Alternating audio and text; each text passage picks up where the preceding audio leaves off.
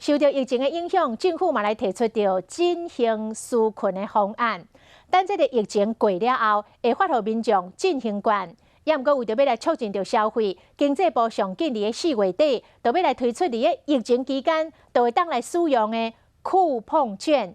只要来绑行动支付，这个消费上悬会当打7-5折，嘛趁即届来提悬着使用电子支付的普及率。出门买物件免炸钱袋啊！要伫防疫期间促进消费，刷来换电子付款上场。透过数位平台去做的这些消费，大概折扣的话是20到25。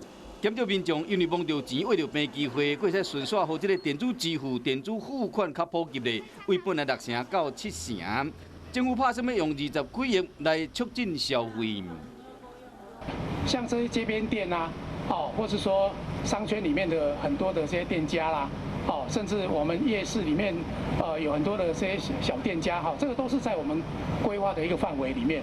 目前可能合作的电子支付的对象，包括台湾 Pay、奈 Pay、拍钱包、街口支付，拢是会员数至少10万人以上。拍这款上紧4月底推出，前后3个月要有机会免收手续费，照顾生理人。长辈们他们可能不熟悉电子支付的这个部分我们会另外再规划一个方案。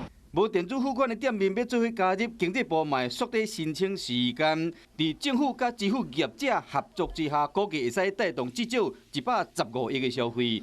好业者伫困境中会使看到淡薄仔商机。